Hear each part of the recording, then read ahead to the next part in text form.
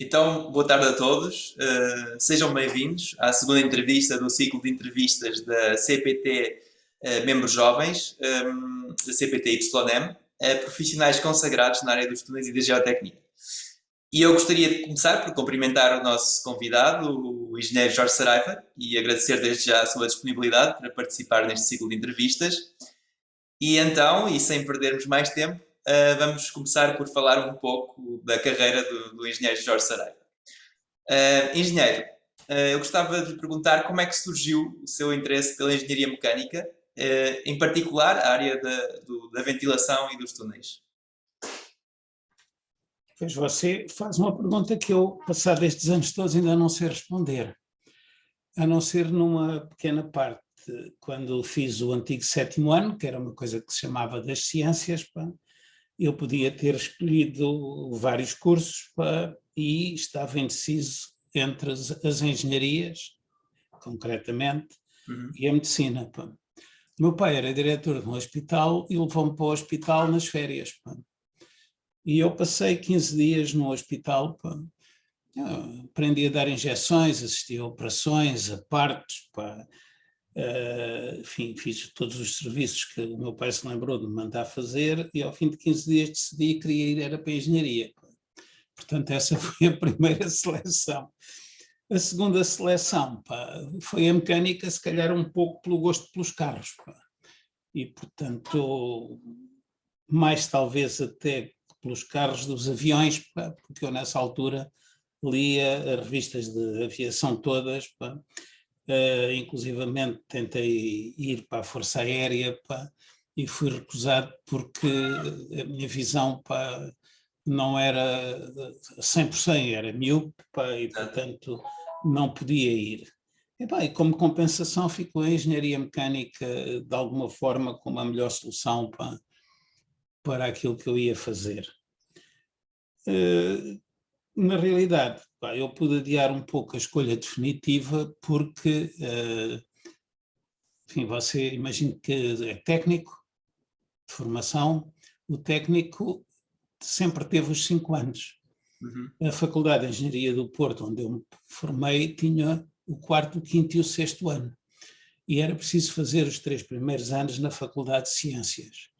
E na Faculdade de Ciências, eletrotécnica, mecânica e civil tinham exatamente as mesmas disciplinas. E, portanto, eu pude adiar até ao meu 3º ano a opção entre quais das engenharias, ainda que já fosse, para mim, relativamente claro que eu ia para a mecânica. Por estranho que possa parecer, o empurrão final foi dado pelo professor Moreira,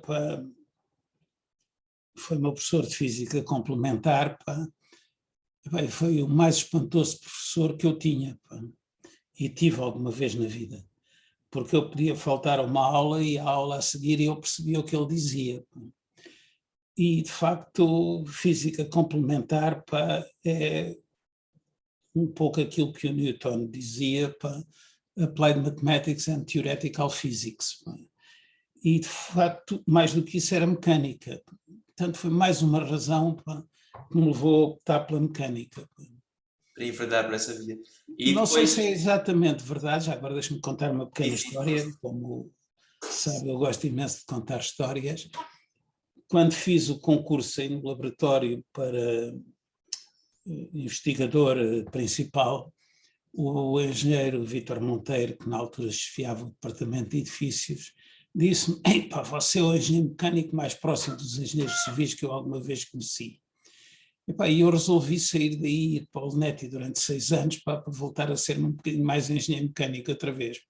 Portanto, essa, digamos, preferência passou a fazer parte da minha vida, mas eu diria que só depois do hospital. E depois, exatamente, quando é que surgiu mais ou menos o interesse pela ventilação e pelos túneis? Foi... Não sei se posso dizer que surgiu. Eu, quando vim para Lisboa, comecei, foi por convite para ir para o técnico, e comecei por dar termodinâmica. E um tempo depois abriu um concurso, isto ainda em 73, para o laboratório, pá, uma vaga única para engenheiro mecânico, e essa vaga única para engenheiro mecânico, pá, era particularmente atrativa por uma razão muito simples, pá. E a razão era que eu no técnico ganhava 5.600 como assistente e no laboratório como estagiário para especialista ganhava 11.900. Pois, E, portanto, considerável. a única questão que acontece é que continuei sempre no técnico, pá, ao longo dos anos, e como no laboratório caí, pá, só havia um mecânico e era para a aerodinâmica, caí na aerodinâmica, no técnico acabei por mudar, pá, das termodinâmicas para as mecânicas dos fluidos, e portanto esta questão básica dos mecânica dos fluidos, e depois ainda fiquei com uma disciplina que era transferência de calor e massa, pá, portanto juntando aos fluidos ainda mais o calor, pá, de maneira que isso surgiu, pá, pelo desenvolvimento profissional e não propriamente por qualquer razão muito específica. Só há uma coisa que eu posso garantir, é que na vida nunca fiz nada obrigado. Fiz sempre aquilo que tinha a fazer com imenso prazer. E, portanto, ter enverdado por este caminho não foi nada que fosse contra a minha natureza, pá. Foi o caminho natural, pá, que levou a isto. A ventilação, que mais especificamente, pá, você estava a falar, pode-lhe parecer estranho, mas não tem nada a ver com isto. Eu fiz as provas para especialista com uma tese em estruturas, concretamente a ação do vento sobre estruturas, pá, e resposta à turbulência. Pá. Para fazer o dimensionamento das fachadas, pá, era preciso ter uma ideia do que eram as pressões interiores. Para determinar o que eram as pressões interiores, eu construí um programa que ainda hoje existe e anda a circular por aí, que se chama o Ventil, que, da mesma maneira que me dá as pressões interiores, o que ele faz é resolver um sistema de equações não lineares, me dá também os caudais e, portanto, as ventilações. Ou seja, eu cheguei, por um lado, pelo técnico dos fluidos, por outro lado, aí, por causa da tese e das ações do vento, para questões ligadas à ventilação dos dois lados. E, portanto, enfim, mais uma vez, como lhe estava a dizer há pouco, parece-me que foi tudo naturalíssimo, pá, e com gozo para mim. Pá. Exato. Já percebi então, que o engenheiro pronto, se considera realizado com a escolha que fez, não é? Certamente. Sim. Tendo exercido atividade em tantos domínios, não é? E tão diversos, não é? Como já vimos aqui por esta pequena conversa, não é? Qual o balanço que o engenheiro faria da sua carreira? Epá, eu podia responder da maneira mais fácil, que era dizer, quando eu acabar logo lhe digo. Porque neste momento continuo a trabalhar, pá, e às vezes perguntam-me o que é que eu faço, pá, e eu brinco a dizer que muitas vezes faço o impossível. E isso é um hábito, ou é um tipo de ação, pá, que eu colhi aí do LNEC e de uma experiência verdadeiramente única no núcleo de dinâmica aplicada, como se chamava na altura, pá, que tinha duas características particularmente interessantes. O primeiro era que tudo aquilo que mexia ia sempre parar à dinâmica. Não interessava se era uma barragem, pá, se era um portão, uma comporta da hidráulica, pá, se era uma linha elétrica que mexia, pá, enfim, fosse o que fosse, pá, desde que mexesse, pá, ia tudo parar à dinâmica. E quem estava da dinâmica, pá, tinha que resolver essas questões. E isso foi uma grande parte da minha vida. A outra parte foi o chefe da dinâmica aplicada, então era o engenheiro Gervis Pereira. E o Gervis Pereira era um físico de primeira água, um matemático, pá, verdadeiramente único e o melhor experimentador que eu alguma vez conheci. Pá. E, portanto, com o Gervis como chefe, pá, houve uma geração que passou naquele núcleo, pá, verdadeiramente única. Você conhece possivelmente alguns, se calhar alguns até foram seus professores, pá. Sim, sim. O Carlos Sousa Oliveira, pá, Já foi, sim, por acaso foi. foi um deles, pá. O Eduardo Cansado Carvalho, pá. O Ricardo Teixeira Duarte, pá. Eu próprio, o Luís Guerreiro, o João Rui Tinto de Azevedo, pá.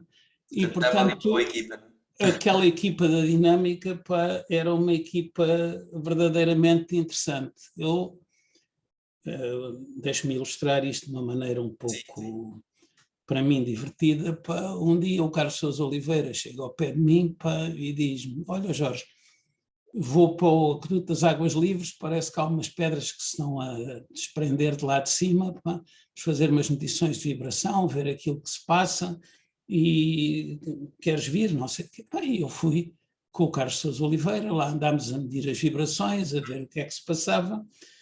E eu sabia, por outras razões, que era um dos poucos sobreviventes do tremor de terra de 1755, pá, e aprendi, e se calhar faz parte de um campo da minha curiosidade, pá, aprendi, pá, que aquele aqueduto, coisa que as pessoas normalmente não sabem, foi pago pelos cidadãos de Lisboa, pá. E foi pago pelos cidadãos de Lisboa porque foi lançado um imposto sobre a carne e o sal que entravam na cidade para trazer água para a cidade. Pá.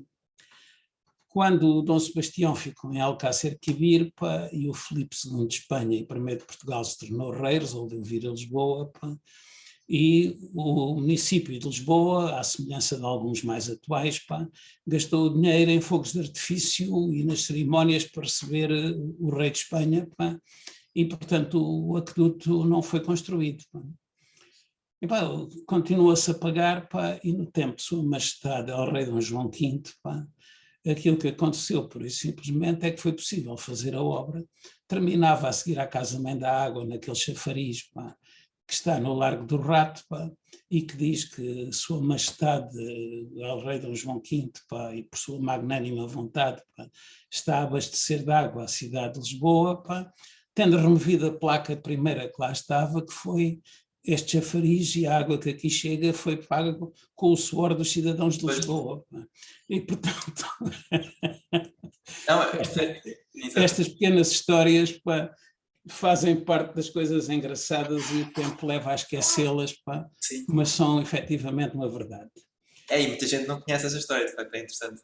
15 anos, 20 anos depois, pá, eu voltei do Luneti, como já lhe disse, onde estive 6 anos, Uhum. para o LNEC, pá, porque nunca saí do LNEC.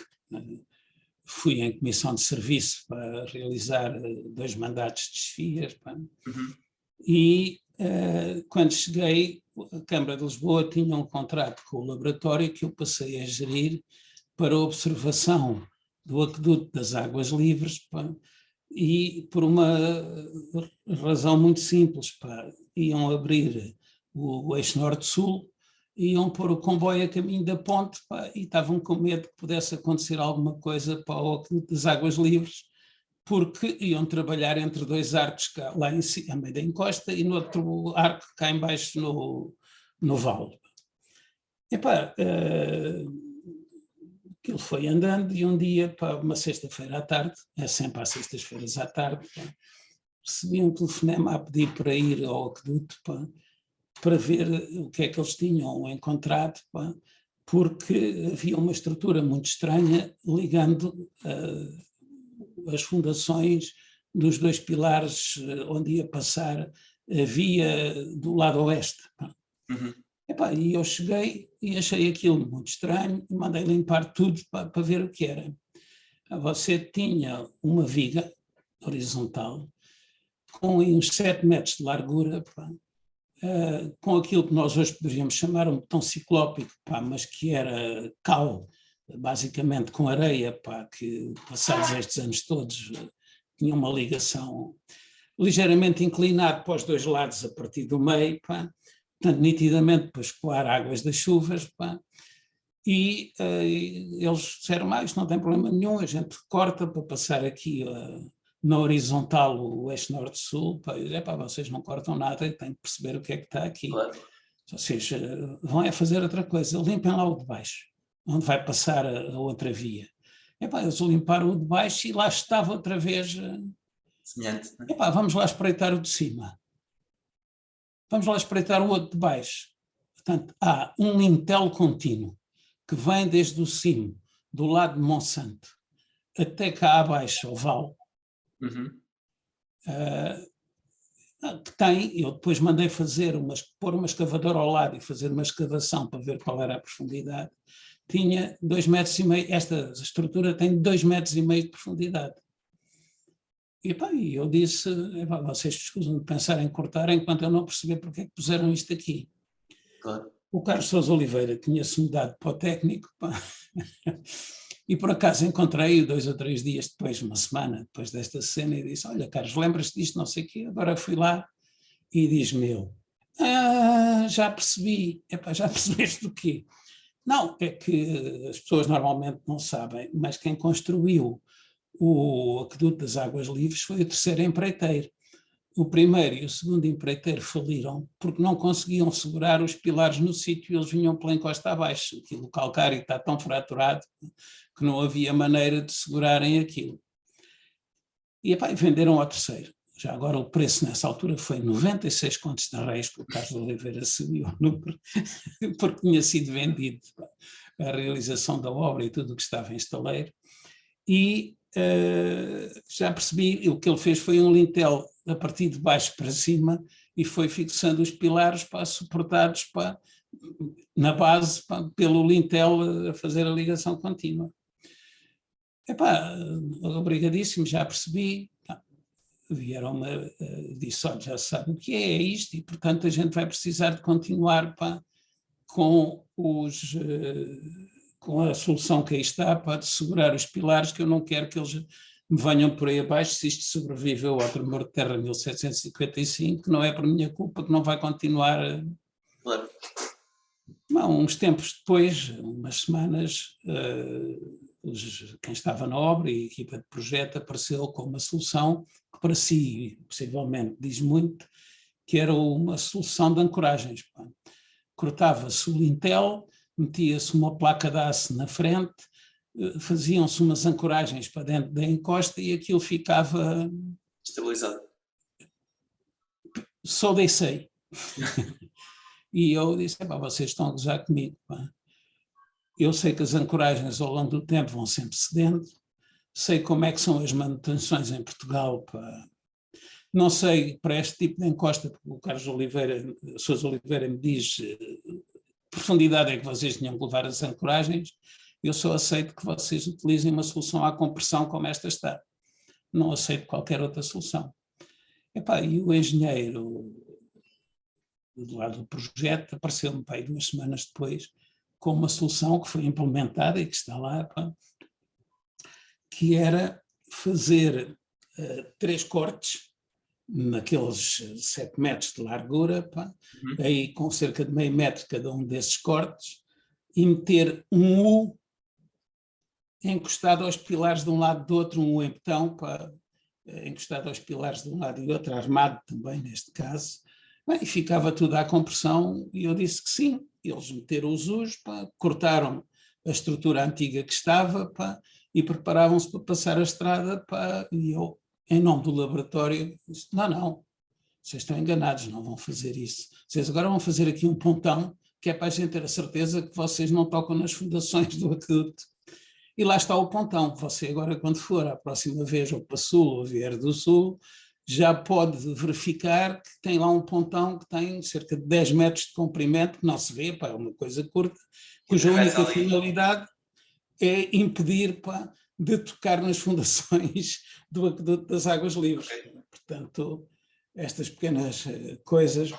Exato, são pormenores, mas fazem parte das histórias que o laboratório podia contar. Claro. Pronto, o engenheiro já falou, já respondeu à minha próxima pergunta, que era falar um bocadinho da experiência como investigador do LNEC. Mas já agora deixa-me juntar, porque era Sim. nessa questão.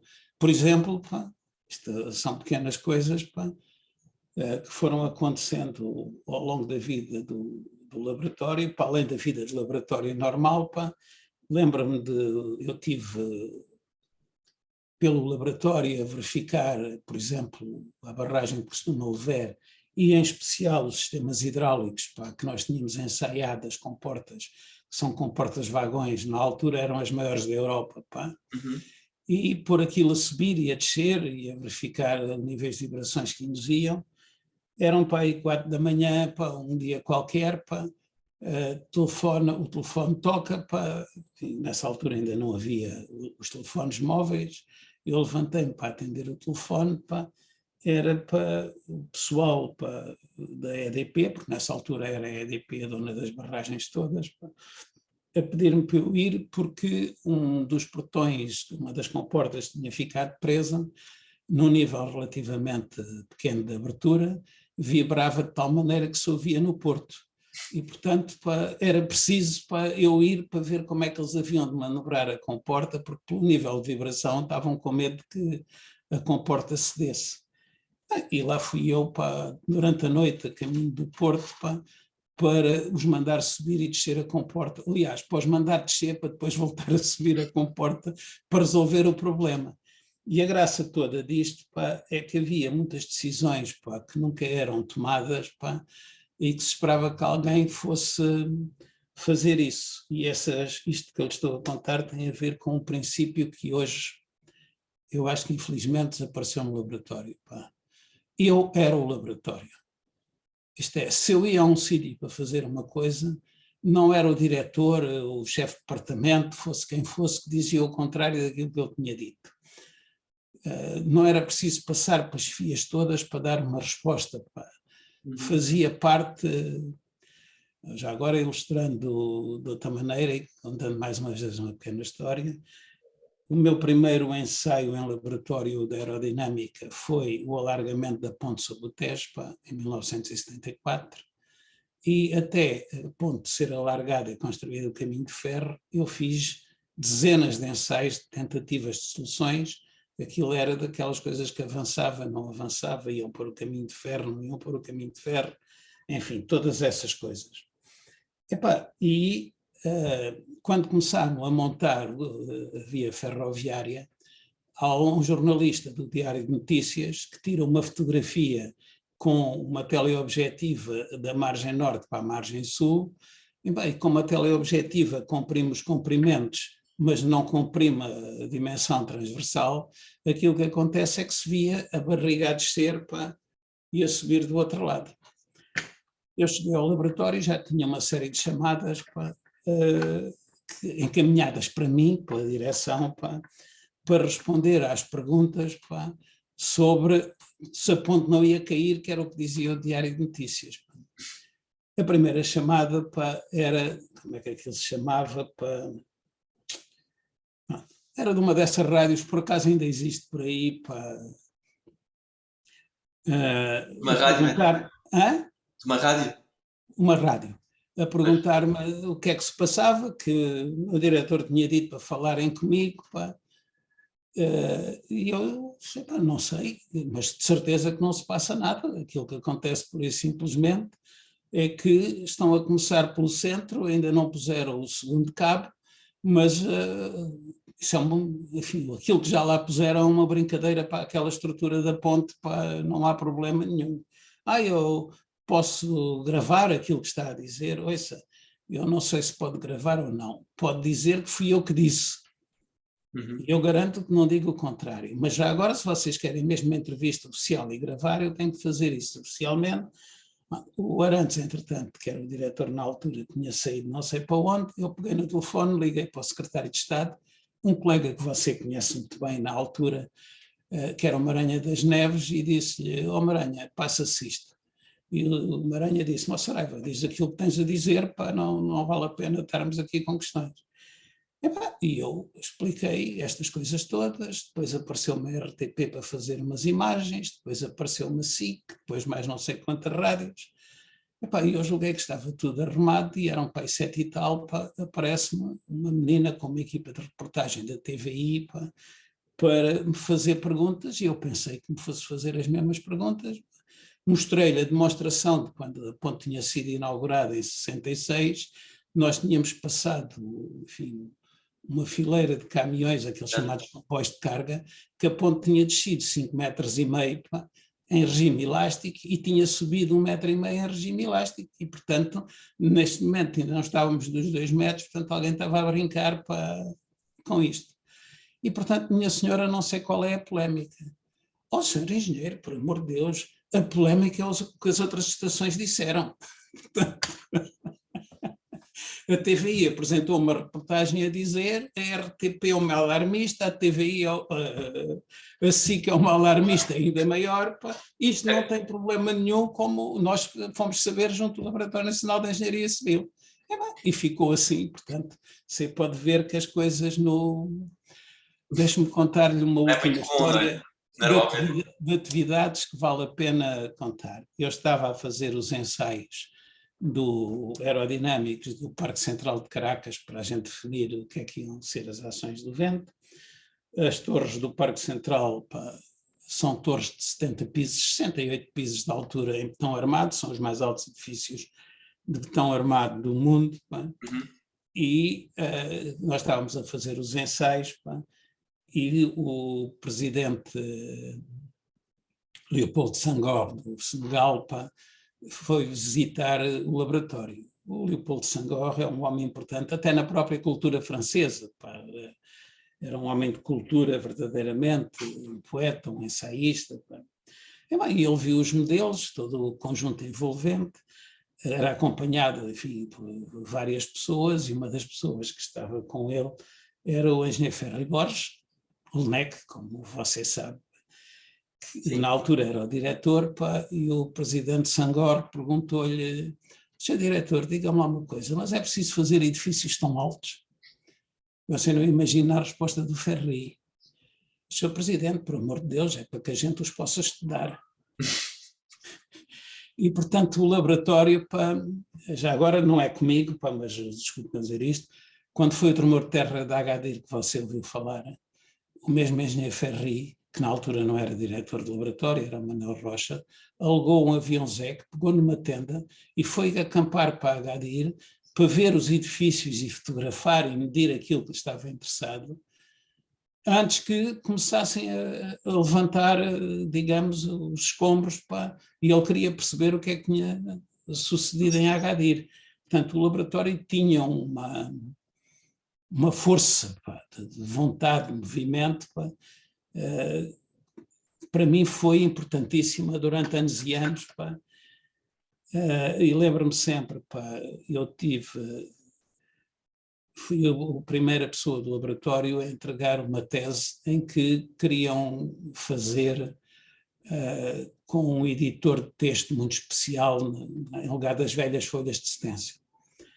Passado um ano ainda estavam a datilografar o meu relatório e ainda só tinham conseguido escrever as equações, a minha tese. E eu fui ter ao engenheiro Ravara com a tese manuscrita e disse: senhor engenheiro, é assim, há um ano que estamos nisto. Não é pela diferença do dinheiro, porque de estagiário para especialista era só uma letra na função pública. É porque não faz sentido nenhum eu ser a cobaia dos serviços gráficos do laboratório e isto levar este tempo todo. Tanto tempo, não é? E, portanto, é assim, ou isto está acabado até às férias do verão, ou eu pego na tese, entrego no técnico, continuava como professor do técnico, e vou-me embora, como já foram outras, e acabámos aqui.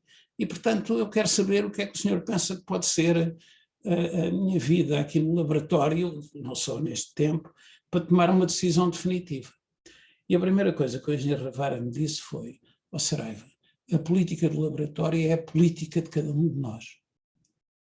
E, portanto, nós muitas vezes metíamos em sarilhos, porque a política do laboratório era a política de cada um dos seus investigadores. E ninguém pode desejar mais do que esse grau de liberdade. Houve alguns abusos, se calhar houve. Mas houve tantos benefícios. Uhum, uhum. Eh, eu sei que o engenheiro também passou pela Faculdade de Arquitetura e Urbanismo da Universidade de São Paulo e também gostava de lhe perguntar, de lhe pedir que nos falasse um pouco sobre essa passagem, não é? Epá,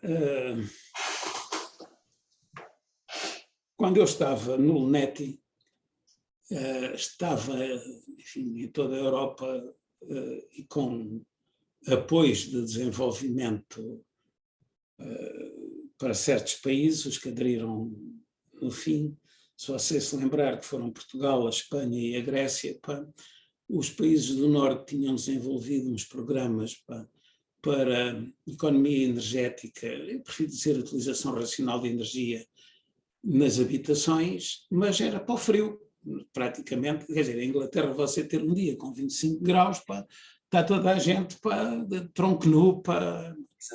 E então foi criado uma série de programas para o Sul e eu tinha uma série de programas de investigação e desenvolvimento pá, que o LUNETI era líder, o meu departamento e o meu instituto, pá, e enfim, tive ligações muito grandes, pá, e um dia aparece-me um jovem arquiteto brasileiro que tinha querido fazer uma tese sobre térmica de edifícios, que no Brasil não conseguia, pá, e tinham dito que podia vir fazer para o Porto, pá, e eu tinha no Porto uma coisa que era a CTO, Casa Termicamente Otimizada, pá. Uhum.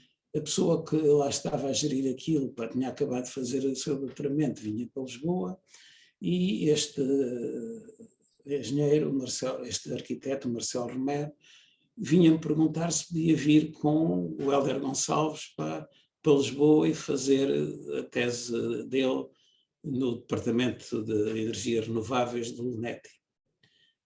Epá, o orientador do Marcelo Romero inicial era uma senhora pá, que tinha estado na USP e depois tornou-se catedrática pá, da Universidade Federal do Rio Grande do Sul, que passou por cá pá, e resolveu pedir pá, na União Europeia, ao abrigo do programa Alfa, pá, um especialista na área da térmica para ir fazer um curso de formação pá, na área da térmica de edifícios pelas universidades brasileiras.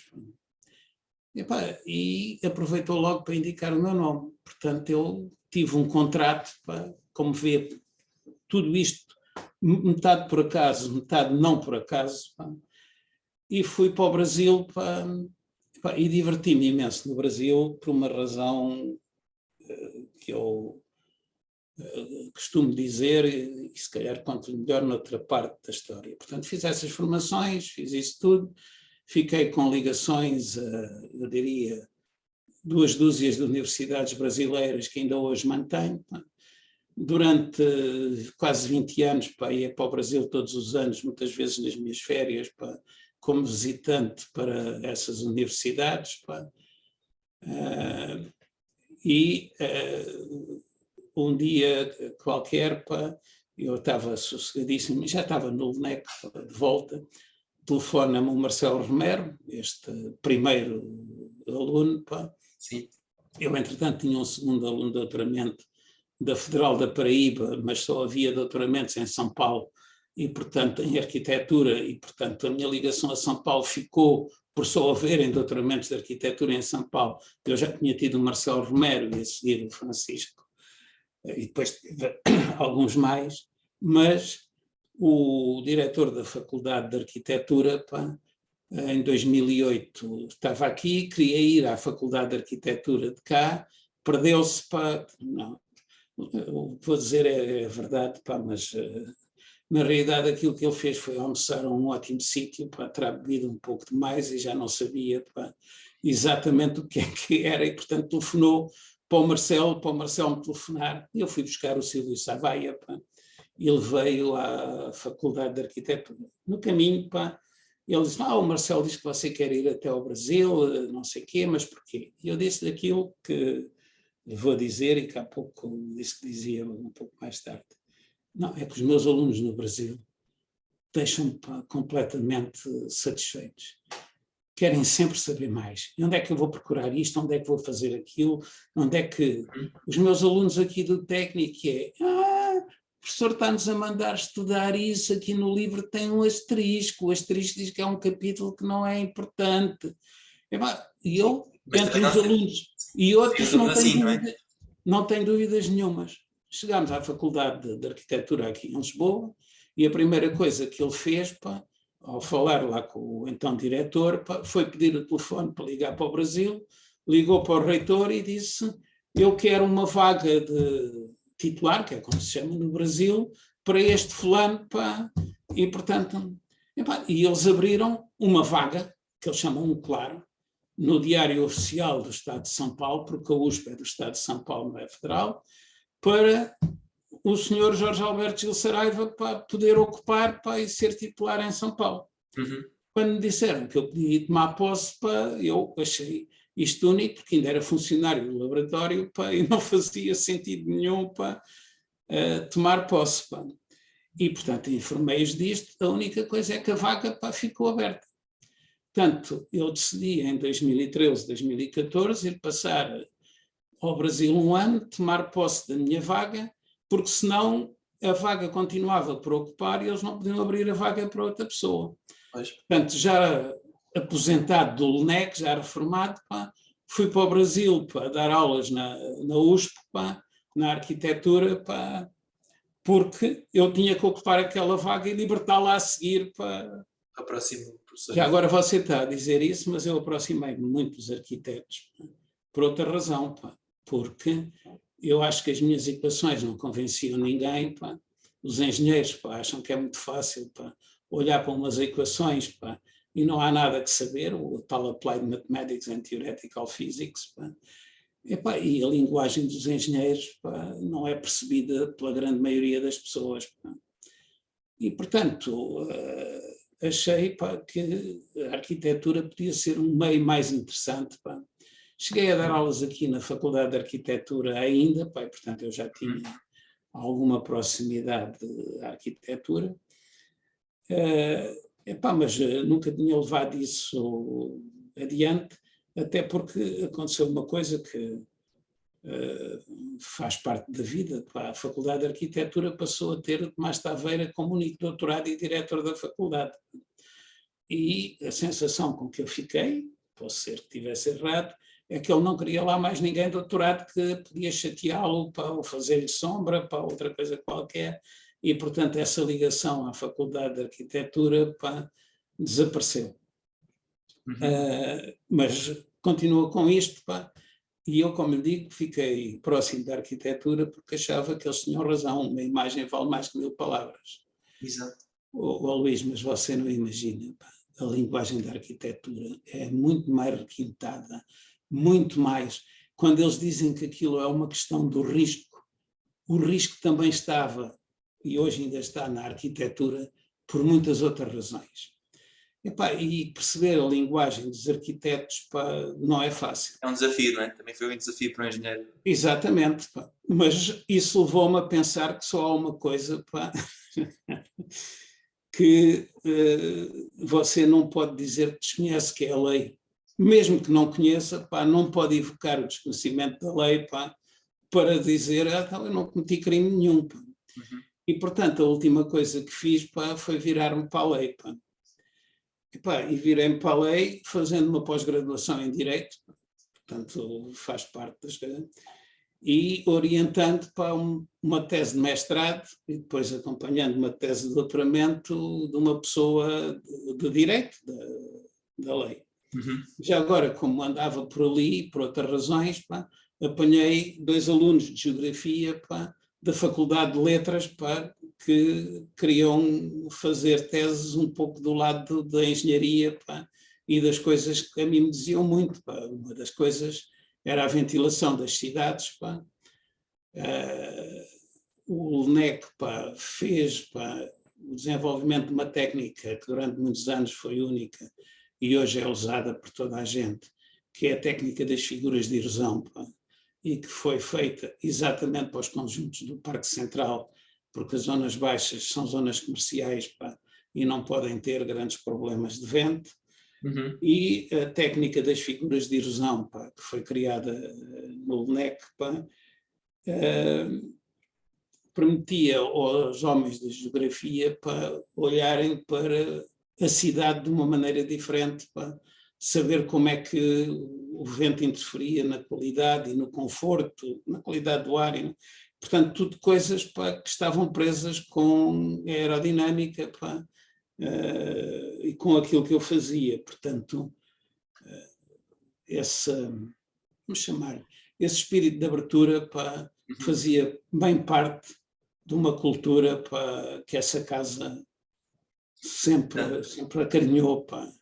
É interessante essa ligação entre as diferentes áreas de conhecimento, não é? E desafiante, como vimos. Então, eu gostava de lhe perguntar também, já agora aproveitando que estamos a falar de desafios, que desafios é que o engenheiro ainda prevê, ou quais são os maiores desafios que o engenheiro prevê que venha agora a ter no futuro?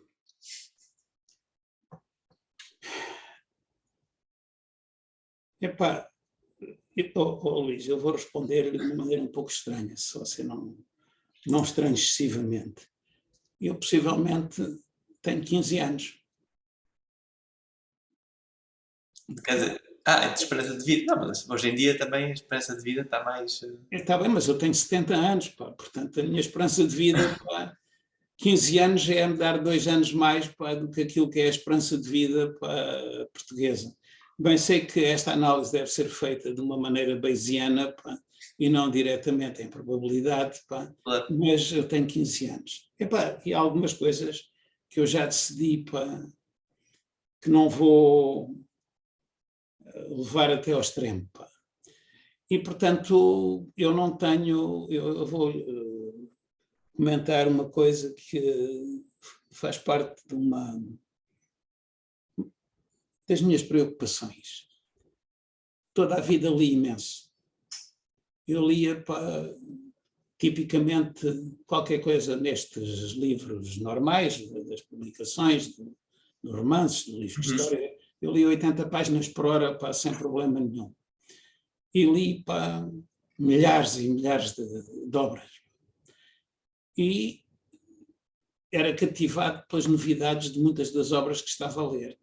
E aqui há tempos dei por mim a ler as coisas que eu me lembrava que já tinha lido e não a ler coisas novas. E, portanto, sem nunca me ter apercebido disso, vou agora fazer uma afirmação que espero que não seja totalmente verdade. Descobri que os velhos têm pequenos prazeres, que é rever as coisas que foram agradáveis na sua vida e não terem projetos novos. De maneira que estou a fazer um esforço. Mas isso é bom sinal também, não é? Quer dizer que a pessoa teve coisas interessantes do passado, não é? Que gosta também de rever. E estou a fazer uma coisa que é, e que sempre me apaixonou, que é a história e filosofia da ciência. Portanto, enfim, podia mostrar, tenho ali na prateleira na minha frente, aqui no escritório, os elementos de Euclides, tenho os princípios do Newton, tenho toda a obra do Bertrand Russell, que é aquilo que eu estou a ler neste momento, com alguma dificuldade, porque eu noto que a minha concentração já não é a mesma. E acho que esta questão da história e filosofia da ciência, comprei agora há uma semana o Feynman, e as lições do Feynman da física e o seu trabalho de divulgação de física. E diria que esta questão da história e filosofia da ciência é uma coisa que me soa particularmente bem, e que eu às vezes faço, não é às vezes, faço muitas citações. Há 2 citações que eu gosto particularmente. Quando fiz as provas para investigador coordenador, a primeira citação na minha capa tinha a ver muito com a história do laboratório. E diz, é de um senhor chamado Niels Bohr, e diz uma coisa tão simples como isto, o verdadeiro especialista é aquele que já cometeu todos os erros possíveis no seu campo. Portanto, no laboratório havia uns especialistas, possivelmente cabiam nesta definição para todos os efeitos. Outra, pá, é uma coisa que um senhor chamado Isaac Newton, pá, disse quando lhe perguntaram, pá, como é que ele tinha conseguido ir tão longe. E ele respondeu: eu cheguei aqui porque fui transportado aos ombros de gigantes. E aquilo que é engraçado é ver que, efetivamente, pá, a evolução da humanidade tem sido transportada, pá, aos ombros de gigantes. A única coisa é que é preciso pôr a carga nos ombros dos gigantes, e para isso é preciso muita gente à volta, pá, como a do LNEC, para poder fazer essa preparação. Claro. Já vi que, portanto, o engenheiro falou agora, não é, que um dos seus grandes hobbies, não é, é a leitura, não é? E eu pergunto-lhe se gostava de referir algum outro hobby ou atividade que tenha, para além da leitura. Deve ter muito mais, mas que referisse um caixa. Se calhar não tenho muitos, pá, na realidade. Este da leitura, pá, é efetivamente um deles, se calhar até aquele que de alguma forma acaba por me ocupar mais tempo, pá, mas agora brincando, se você pensar, pá, que tinha 3 gatos, pá, todos a precisarem, pá, de diálise, pá, que era eu que lhes fazia, algum deles todos os dias, pá. Isso não, enfim, como hobby, pá. Portanto, foram as minhas lembranças do tempo do hospital, pá, me permitiram tratar dos gatos, pá, ao longo do tempo, pá. Mas há algumas coisas, pá, um pouco, como lhe disse, pá, se calhar não são propriamente hobbies, pá. São mais centros de interesse, pá, não. Exato. Eu não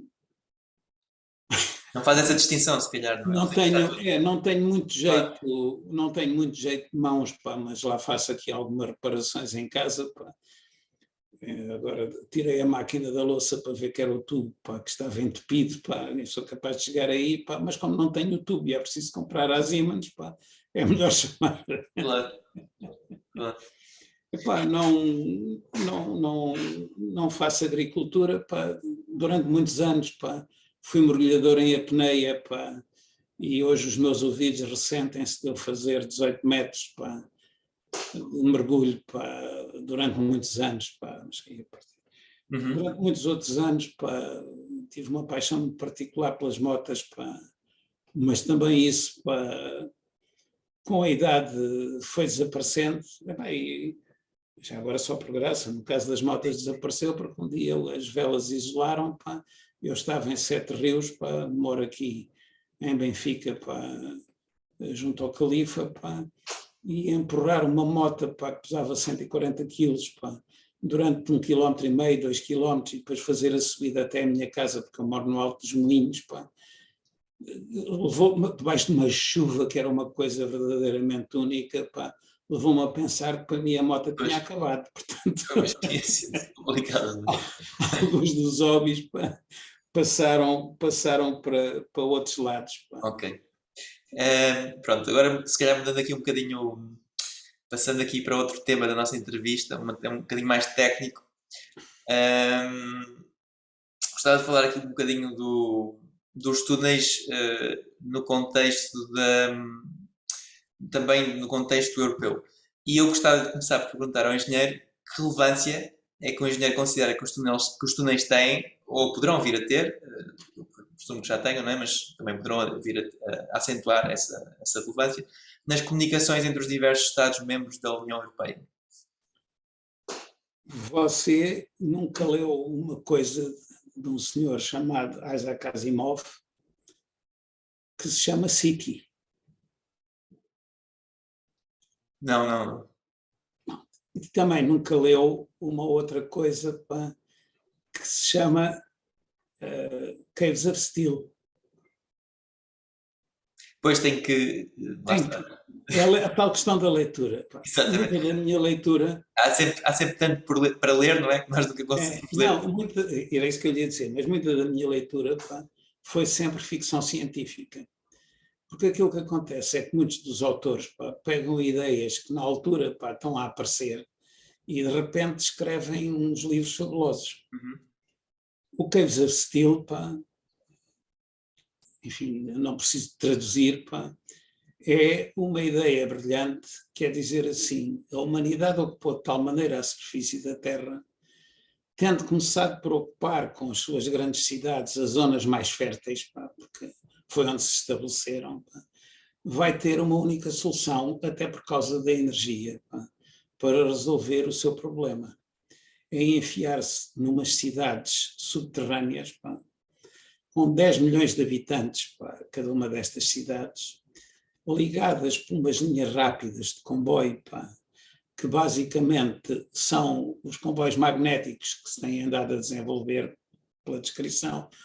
E, pá, o Caves of Steel tem, pá, 40 anos, pá, portanto, em que a energia gerada internamente é usada também, pá, e com o calor próprio da Terra para manter, Geotérmica. exato, tudo confortável, pá.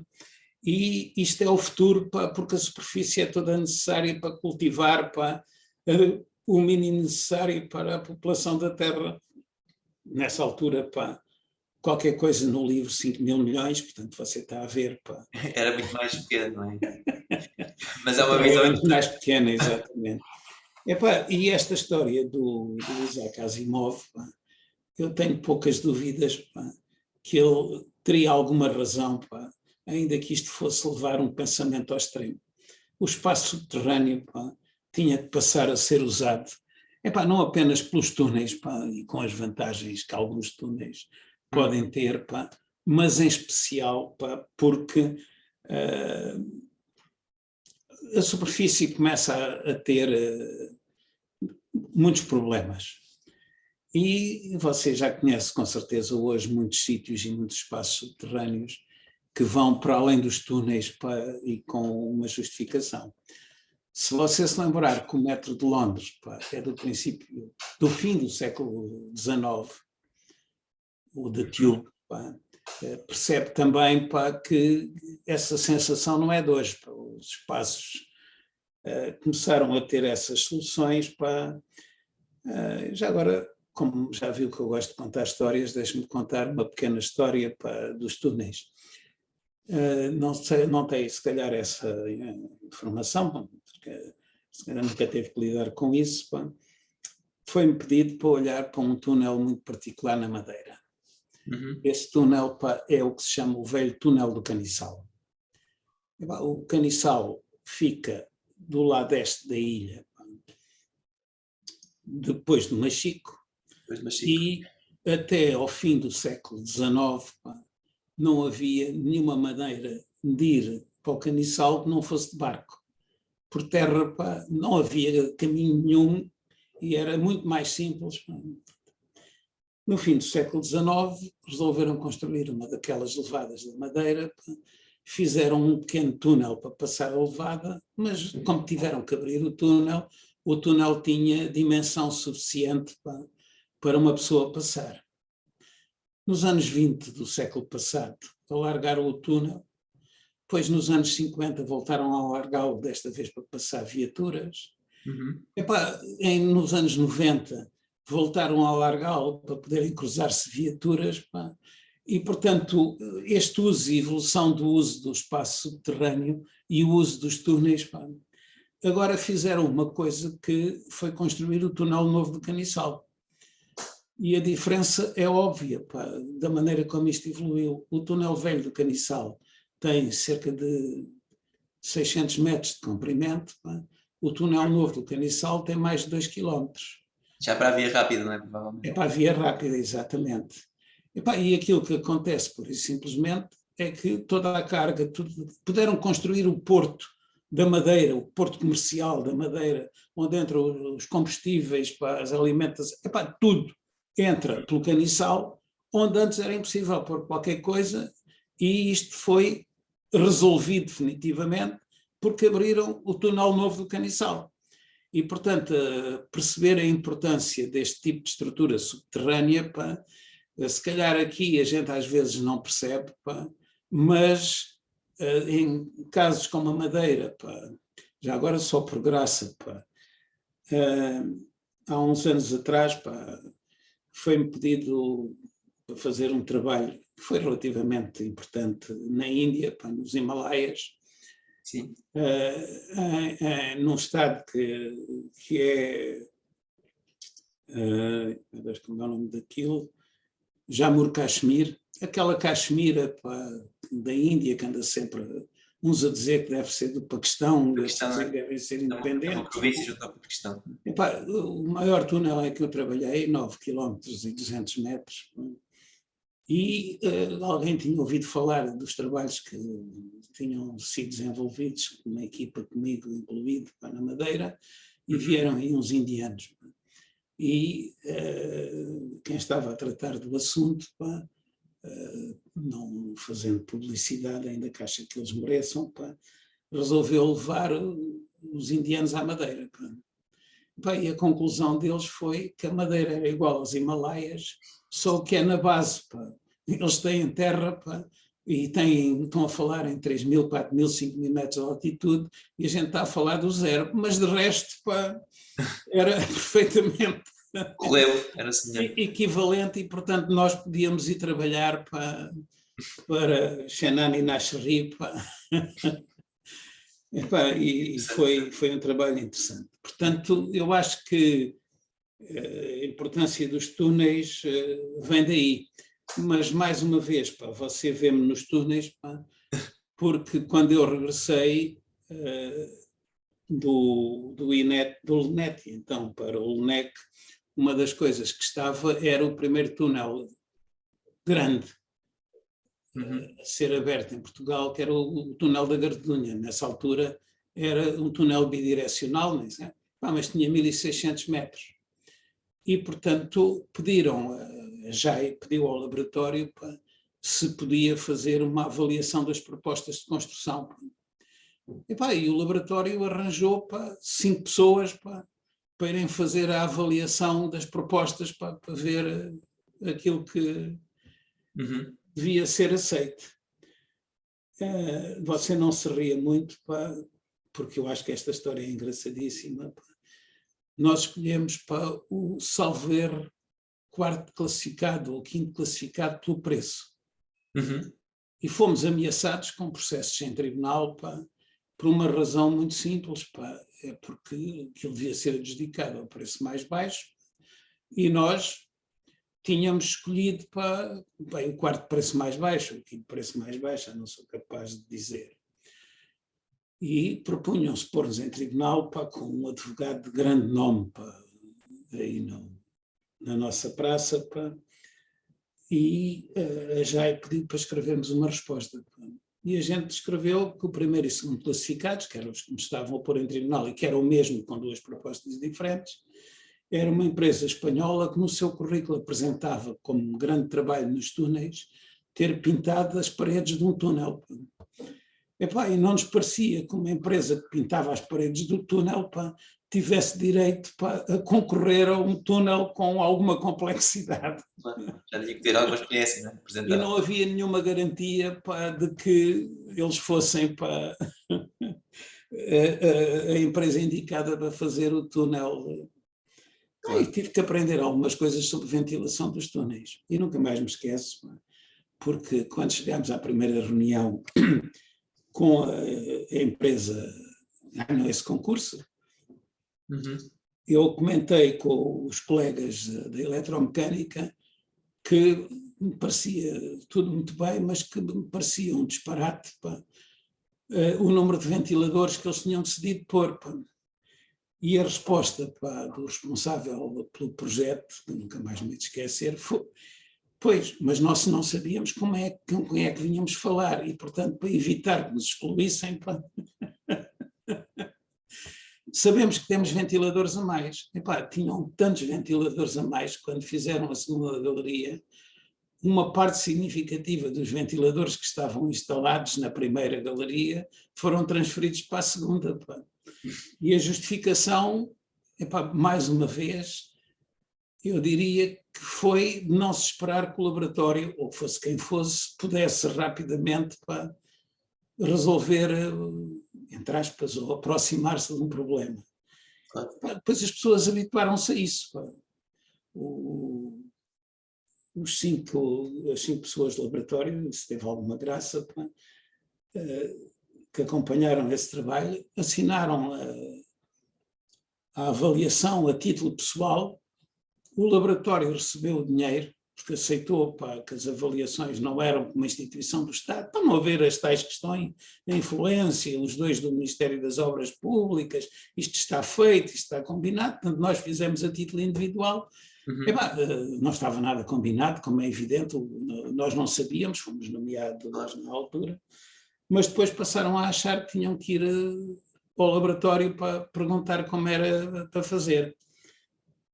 Isso levou a uma outra questão posterior, que foi o caso dos parques de estacionamento subterrâneos.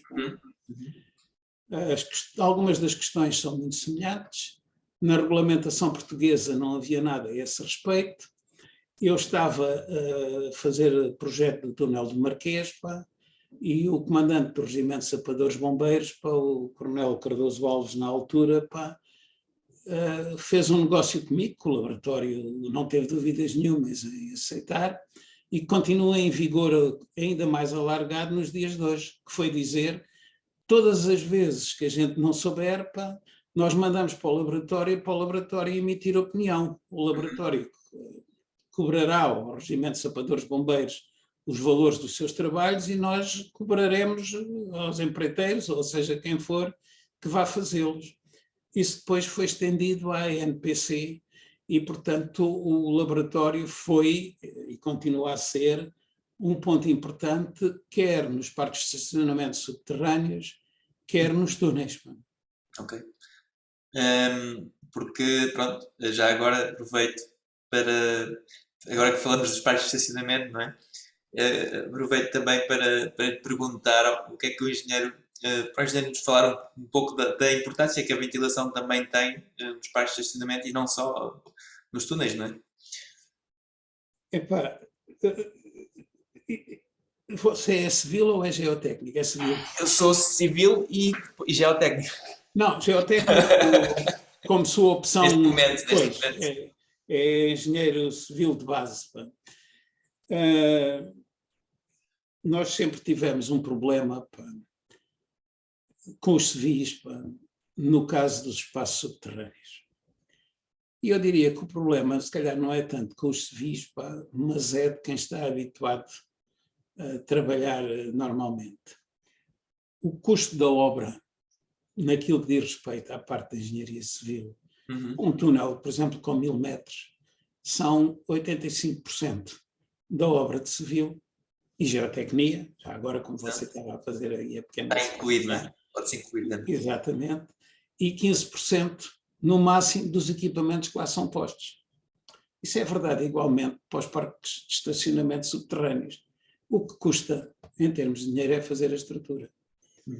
E o que é engraçado é que, eu diria até há relativamente pouco tempo, ninguém pensava ou não queria pensar, pode fazer o buraco que quiser, pode fazer o parque de estacionamento que quiser, se não meter os equipamentos eletromecânicos vale zero. Isto é, gasta 85% do dinheiro e aquilo não é utilizável. Portanto, o valor é zero se não tiver equipamentos.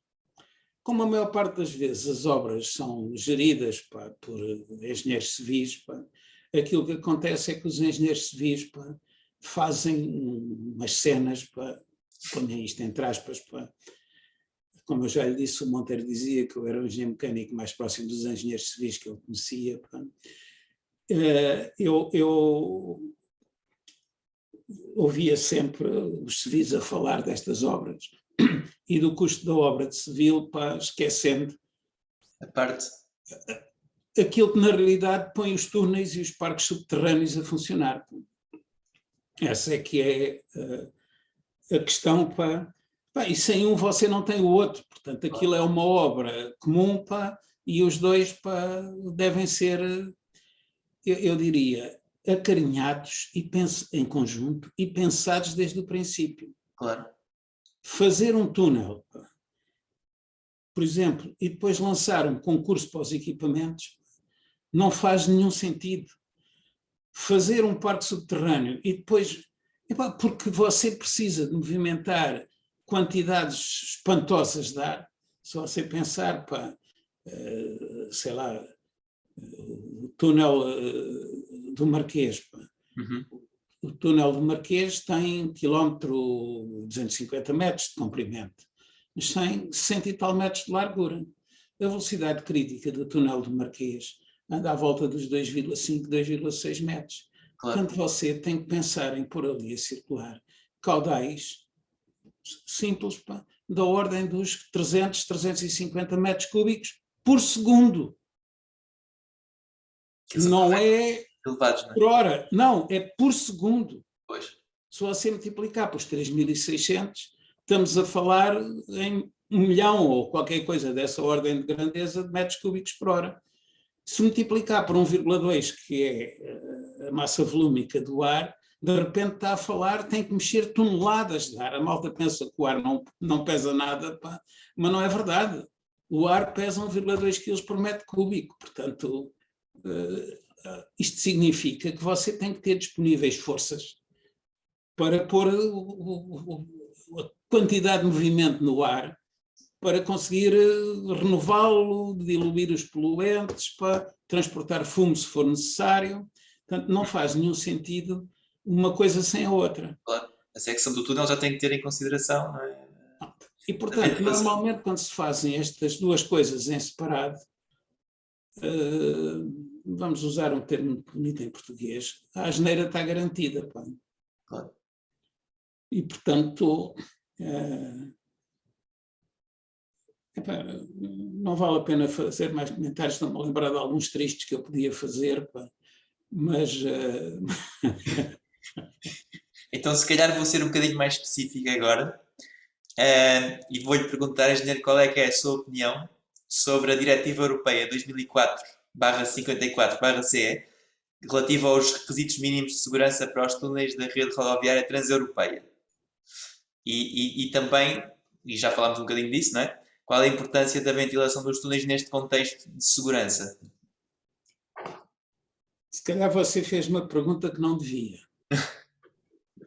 Não, espera, você fez uma pergunta que devia, mas quando eu digo que não devia, é por outra razão.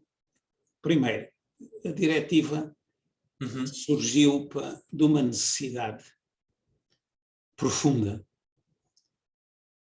que a Europa sentiu, porque em 1999, 2000 e 2001 houve 5 grandes acidentes, dos quais normalmente só se fala de 3, em túneis rodoviários, que mataram, por esquisito que possam parecer, cerca de 50 pessoas.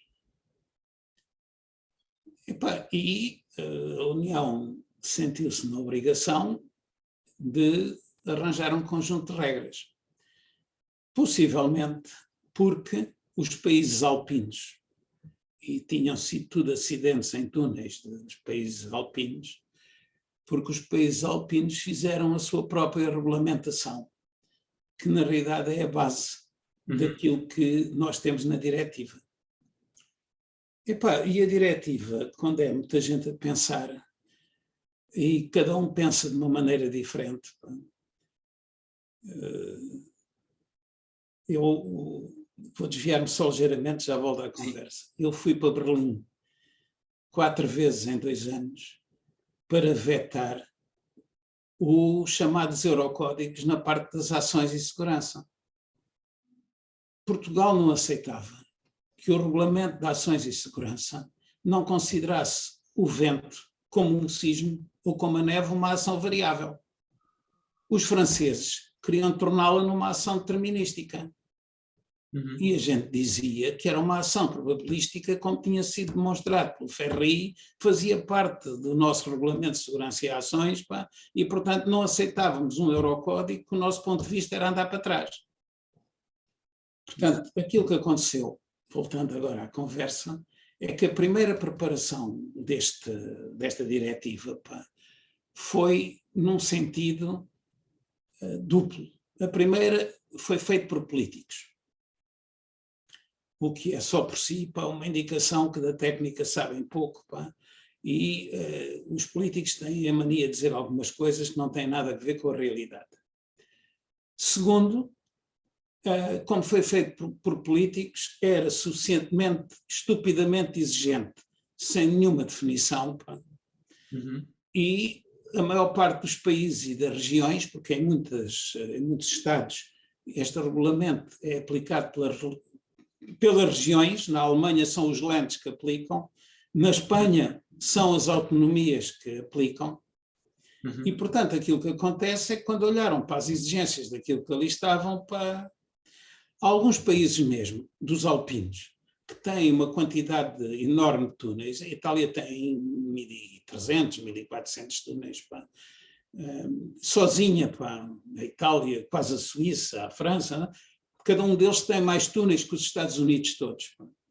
E, portanto, essa regulamentação, a aparecer na Europa, tem muito a ver com isso. Resolveram protestar quanto a isso. Os países alpinos prepararam uma versão, e essa versão é a versão atual que você tem. E eu diria que desse regulamento, a principal peça, pá, é a análise de risco. Você tem que ver qual é o risco que você corre de ter um morto por quilómetro do túnel e garantir que a probabilidade de ter um morto por quilómetro do túnel não é maior que a probabilidade de ter um morto por quilómetro de estrada, equivalente. Se estivermos a falar numa autoestrada, é por quilómetro de autoestrada, se estivermos a falar numa estrada normal, é por quilómetro de estrada. E isso leva a que seja exigida uma série de equipamentos. Sendo que a diretiva deixa isso ao cuidado dos projetistas. Isto é, você faz a conta ao risco. O risco é maior do que aquilo que devia ser, então vai ter que pôr medidas adicionais para fazer a compensação e diminuir o risco. E isso é feito pelos profissionais. Ora bom, em países como nós, que basicamente o que temos são legislações prescritivas, você tem que fazer isto, o risco não faz parte de nada, pá, que a gente esteja habituado a trabalhar, a análise de risco, pá, era uma coisa extraordinariamente importante. A única coisa que acontece é que Portugal fez mais uma vez, pá, a mesma figura que faz muitas vezes. Traduziu a diretiva, ipsis verbis, não tem mais nenhuma diferença da diretiva, a não ser fazer uma coisa que a diretiva diz, pá, que é basicamente, pá, cada país pode pedir mais do que aquilo que está na diretiva, pá, mas não pode pedir menos. Portugal decidiu estender no seu decreto-lei, o 75 de 2006, decidiu estender isto a todos os túneis da rede nacional e não apenas da rede transeuropeia de transporte. Okay. De resto, pá, é ipsis verbis que lá está, exceto o artigo 13 da diretiva. O artigo 13 da diretiva tem, salvo erro, 2 pontos. O primeiro ponto diz que têm que fazer a análise de risco e o segundo ponto diz que cada país tem que publicar o seu próprio procedimento de análise de risco. Você alguma vez ouviu falar do procedimento de análise de risco da diretiva em Portugal? Pois, e portanto esse ponto não foi transposto para a diretiva portuguesa. Para a lei portuguesa. A lei portuguesa. Exatamente. Ou seja... E o engenheiro acha que os restantes pontos estão a ser cumpridos ou é possível cumpri-los nos nossos estudos? Não, repare, se você não estabelece a análise de risco, como é que estabelece o risco e o que é que deve fazer para aumentar a segurança da circulação ou não. Houve alguém que teve uma ideia brilhante para dizer, não faz mal. Há um procedimento recomendado pela OCDE, que é o DGQ-RAM, e o laboratório, nomeadamente através do Departamento de Vias de Comunicação, comprou o DGQ-RAM. Agora, comentário à parte, eu também comprei. E o DGQ-RAM não pode ser usado em Portugal. Diz o laboratório num relatório público e daqueles que o laboratório colocou na rede. Porquê?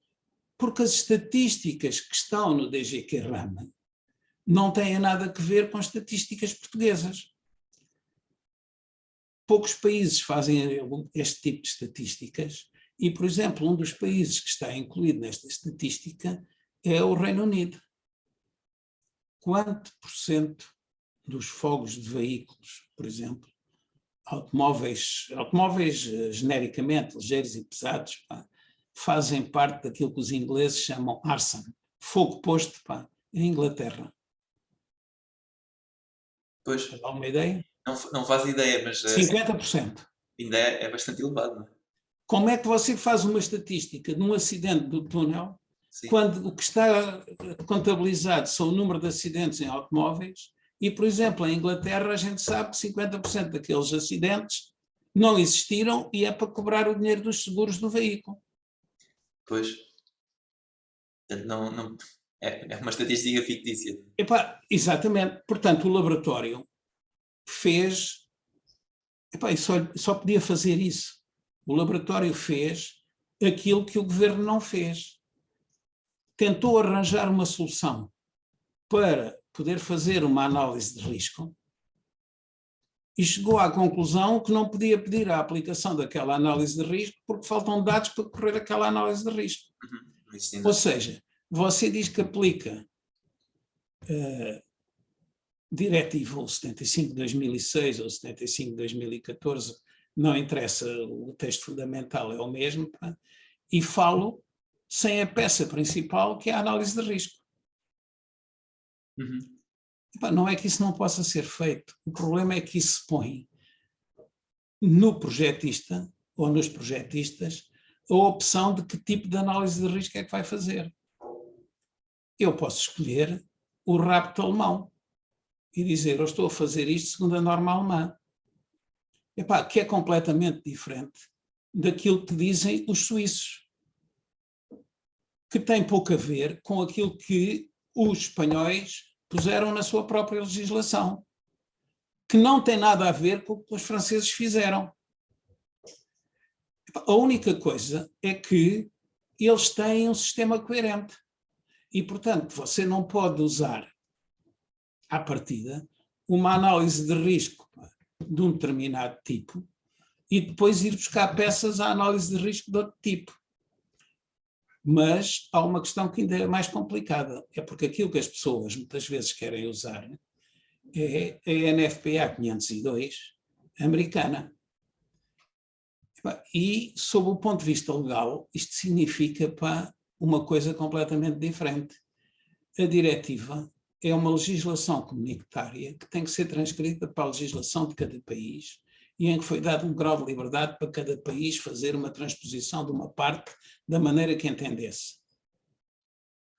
A NFPA é uma associação de profissionais americanos, como a ASHRAE, como a ASME, como a ASHE, que não faz leis, faz normas, faz recomendações. E, portanto, a aplicação, entre aspas, ou a exigência de aplicação, ou a possibilidade, e usar isso como se fosse uma verdade num país europeu, não é. Não é só isso a demonstração. A NFPA 504, 2 em 2, 3 em 3 anos, tem sido atualizada e cada vez mais se aproxima da diretiva. Mas tem um princípio do qual nunca se aproximará da diretiva. Nos Estados Unidos, você é responsável. Em Portugal, o Estado autorizou a obra, já não há ninguém responsável. Em Portugal, ou na França, ou noutro sítio qualquer. Isto é, há um princípio de responsabilidade do dono de obra e dos projetistas que não prescreve. E, por exemplo, eles não dizem você tem que pôr esta ventilação.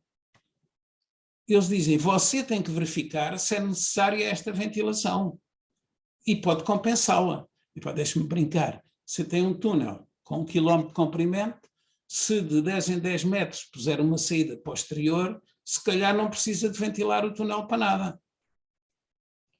A lei americana permite-lhe fazer isso.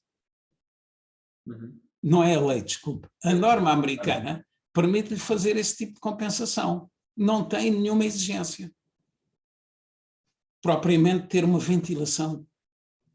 Portanto, há aqui uma diferença significativa do ponto de vista legal. Eu vou fazer o último comentário, que já há muito tempo estamos a falar, que é assim, nós temos um problema adicional. É porque os documentos produzidos para as diretivas eram produzidos em inglês, francês e alemão. E depois havia uns tradutores que os passavam para as outras línguas. De certeza que o nosso tradutor não era engenheiro. Ponto final. Pois também há esse problema ainda. E você já tem um texto. Portanto, não lhe pode dar alguns aspectos que é nítido para quem não é profissional. E pronto, posto isso, e só para concluirmos então esta parte da entrevista, eu gostava de lhe perguntar como é que um engenheiro avalia a segurança nos túneis portugueses, em termos, por exemplo, de ventilação, saídas de emergência, não é? Vias de evacuação, sinalização, se comparada com a de outros países europeus de referência que referiu agora, não é? Que têm muitos túneis, como a Itália e por aí fora. Ponto 1. Acho que comparam muito bem. Eu já fiz projetos na Índia, na China, na Venezuela, em França e na Grécia e em Portugal, túneis. Sim. Há umas pequenas diferenças na Índia ou na Venezuela, porque eles não têm que cumprir obrigações europeias, como, por exemplo, a qualidade do ar que a gente impõe para o interior dos nossos túneis. Eles consideram, por exemplo, a aplicação das normas de poluição, que não são as que nós temos neste momento, que são as Euro 6. Na Índia, neste momento, aceitam o Euro 3. Na Venezuela só aceitam o Euro 3. Isto é, eles têm carros que consideram mais poluentes. Mas você na Europa tem uma diretiva que diz que o CO são 70 ppm, ponto final, e você na Índia pode ir até 250 ppm. Portanto, há aqui umas diferenças sob esse ponto de vista, mas eu diria, a menos de pequenas variações, deixe-me dar um exemplo, os alemães não dizem que é túneis a partir dos 500 metros, dizem que é para túneis a partir dos 400 metros. Os franceses dizem há túneis urbanos e túneis não urbanos. A diretiva é só para túneis urbanos, não urbanos. A nossa diretiva vai se aplicar aos urbanos. Portanto, os túneis, se tiverem mais de 300 metros e forem urbanos, têm que cumprir também um determinado número de condições. Mas de um ponto de vista global, eu diria, a minha única grande preocupação, pode lhe parecer estranho, é possivelmente aqueles que estão, e não são muitos, é só um que eu saiba, na posse do Estado e não fazem parte de uma concessão.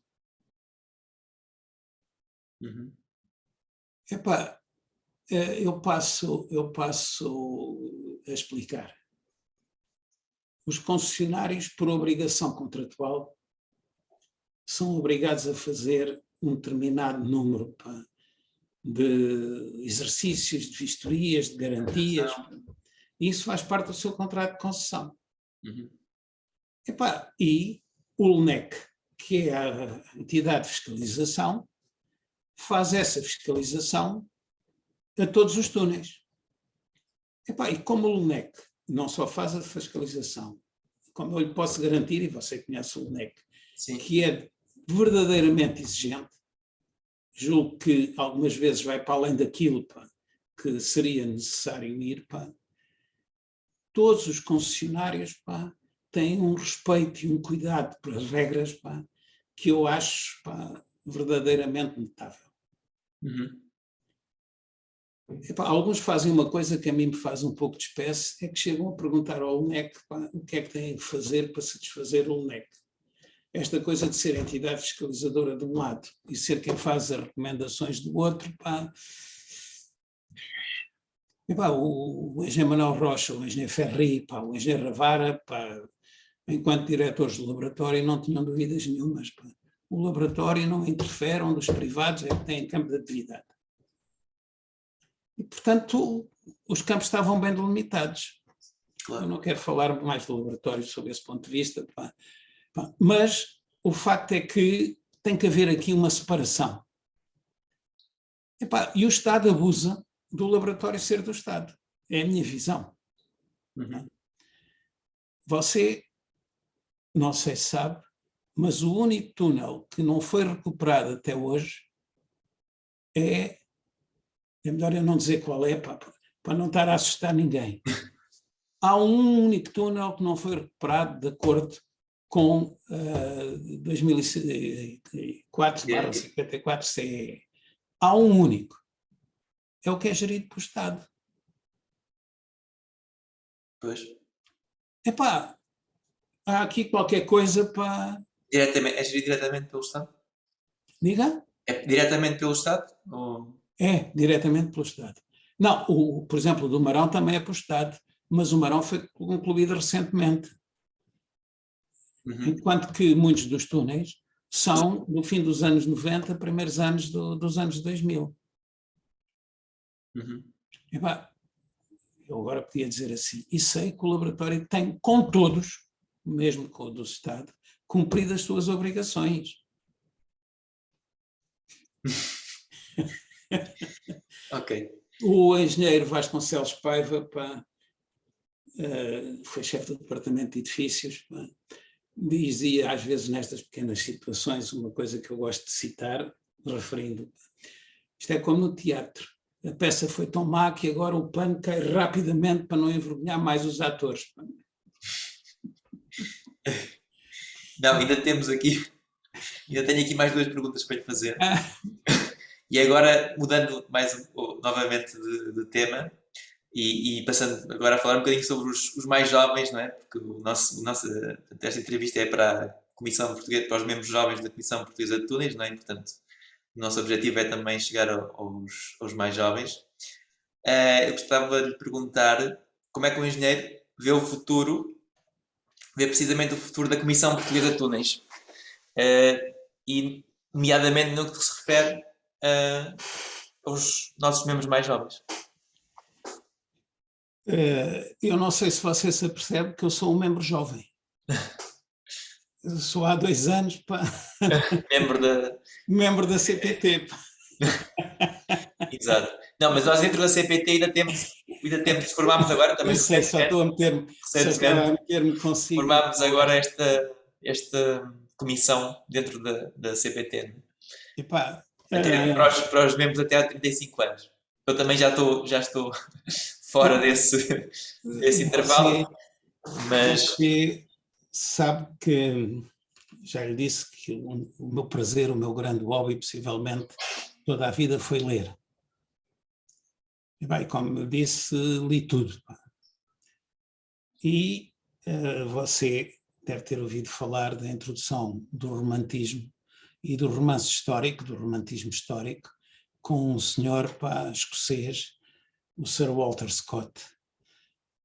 Em Portugal também tivemos um autor de romances históricos, não sei se alguma vez você ouviu falar, seu nome Campos Júnior, e que escreveu vários volumes históricos.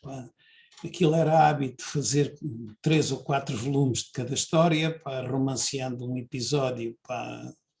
O Walter Scott tem o Rob Roy,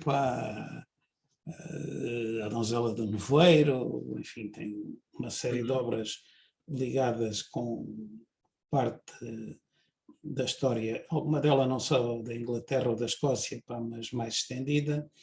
O Campos Júnior escreveu só sobre Portugal e história portuguesa. Pá. Tem um sobre a Revolução Francesa, as invasões francesas, pá.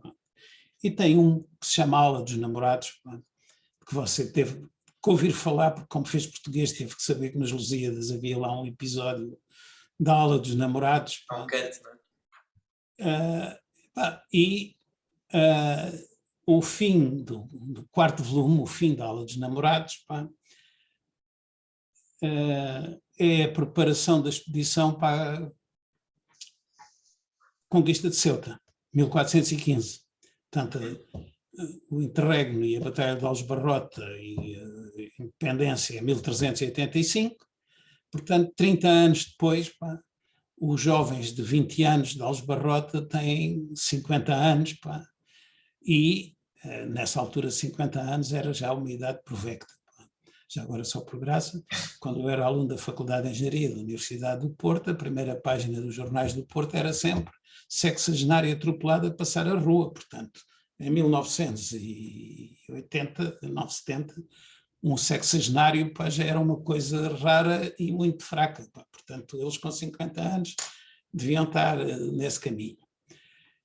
E o Antão Vaz de Almada, pá, o Magriço, pá, é quem ele põe a dizer isto, está numa reunião com os que ainda vivem, pá, da Aula dos Namorados e estão-se a preparar também para a expedição e vão acompanhar o seu ex-chefe, Dom João I, agora, pá, e um deles, pá, faz-lhe uma pergunta, pá, como é que é o futuro?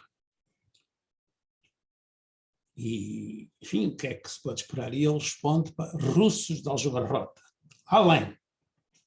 Depois tem um pontinho e diz, além era África. Epá, portanto, o que os jovens têm é além. Eu estava-lhe a dizer, a minha carreira, pá, sempre teve uma vantagem muito grande. Nunca fui obrigado a fazer nada que não quisesse, mas fiz muitas coisas que quis porque tomei as decisões que ia fazê-las porque isso me interessava, porque eram importantes para mim, era importante para a minha instituição, era importante. Eu não tenho dúvidas nenhumas que as obras subterrâneas vão continuar a crescer.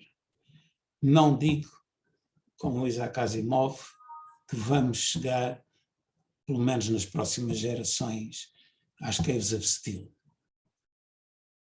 Mas vamos no caminho de cada vez para ter que olhar mais para o uso do espaço subterrâneo. Por exemplo, se você for a Toronto, no inverno, no downtown de Toronto, só se circula por baixo de terra. Todo o downtown está ligado por corredores para andar a pé. Certo. Devido à temperatura muito baixa no inverno. Menos 20 graus, Claro. 1 metro de neve, pá, não vale. Portanto, há soluções, nós não temos estas condições, mas há soluções que hoje são correntes em alguns países, pá, e que dizem respeito, pá, a este tipo de dupla utilização. Estarmos a crescer cada vez mais, precisamos mais espaço, e terra há só esta. Uhum. Lá vamos nós voltar às minhas, peço desculpas, às minhas divagações. Há um pequeno volume de ficção científica a respeito de se ter descoberto uma maneira de resolver todos os problemas, porque é uma máquina que é capaz de transformar qualquer material da Terra em qualquer outro material, uma espécie de pedra filosofal, que tem uma diferença, aplica-se a transformar lama em carne de vaca, ou outra coisa qualquer. E o homem começou a usar a terra dessa maneira, enfim, a história é um conto, não é muito longo, mas eu só vou dizer como acaba. Vejam lá, diz um pai para um filho, que se conta que houve um tempo em que a Lua girava à nossa volta e que nós éramos maiores do que eles. Mais, digamos, mais população e não há maneira nenhuma de descermos. Limites cada vez maior nas necessidades energéticas. A urbanização crescente, já mais de 60% da população vive em aglomerados urbanos. E os aglomerados urbanos não são apenas as casas, são o saneamento básico, são a chegada da água, são os transportes subterrâneos. Portanto, eu não tenho dúvidas nenhumas que nós vamos continuar em espaço subterrâneo cada vez mais. Ok, obrigado, engenheiro. E queria-lhe agora só, para concluirmos, pedir uma frase e com base na sua vasta experiência de investigador, de formador, de professor, que numa frase nos deixasse nos dissesse uma mensagem que gostaria de deixar aos jovens engenheiros, nomeadamente aqueles que terminam agora o curso e que vão enverdar pela área dos túneis. Isso é a altura de chamar algumas citações, mas também acho que não é isso que você quer, que eu faça uma citação de outro. Não... eu já disse uma das que acho graça, é para os velhos o russo aos barrota além. Mas aqui eu acho que há duas coisas, se calhar não sei se consigo dizer as duas na mesma frase, se tivesse pensado podia dizer. A primeira é do professor Pardal. O professor Pardal tem um cartaz à entrada da sua casa que diz: Pardal, invente tudo. Por baixo disso tem uma outra frase que diz: o impossível demora mais tempo. E por baixo disso tem um post-it colado que diz: e custa mais caro. Ora bom, eu gostava que eles acreditassem que o impossível só demora mais tempo e que eles podem ser uma contribuição significativa para precisar de menos tempo e como engenheiros para que sejam mais baratas e não mais caras. O segundo conselho que eu lhes posso dar é, e digo isto sempre, disse aos meus alunos de mestrado, aos meus alunos de doutoramento, aos meus alunos normais do técnico durante anos, não fiquem mais de 2 anos a fazer uma coisa que não gostam. 2 anos é a demonstração para toda a gente que vocês são capazes de fazer e manter uma ligação. Não são de caprichos. Assumem um compromisso e são aquilo que vocês precisam para absorver o conhecimento do sítio onde estiveram a trabalhar. E são, mais do que isso, o risco de a seguir não mudarem para onde deviam mudar-se para aquilo que gostam mais. Portanto, não sei se isto... Espero que possa servir-lhes, porque eu fiquei no laboratório 40 anos, na universidade 34, porque acho que vale a pena. Achei que valia a pena para mim. Se calhar tive a sorte de poder fazer aquilo que queria, mas escolham fazer aquilo que vocês querem e gostam, porque essa é que não há paga possível. Claro. É um excelente conselho, sem dúvida. Acho que é o mais importante. Eu agora vou meter-me outra vez consigo. Os brasileiros, você falou de eu ter estado em São Paulo, os brasileiros têm algumas... Não são bem ditados, são alguns ditos de sabedoria popular, e um deles é sobre conselhos. Conselho não é coisa boa, não. Senão você vendia, não dava. E pronto, assim chegamos ao fim da nossa entrevista. Ninguém precisa de saber que você me vai pagar depois os conselhos. Sem dúvida. Eu queria mais uma vez agradecer ao engenheiro Jorge Saraiva por ter partilhado connosco durante este tempo a sua experiência profissional, que é uma experiência tão diversificada e tão relevante. E pronto, e gostava de desejar a todos os que nos estão a ver um ótimo Natal e um ano de 2022 também feliz e sem restrições, esperemos. E para o ano vamos ter mais novidades em relação a este ciclo de entrevistas, que também esperamos dar continuidade. E, portanto, muito obrigado a todos.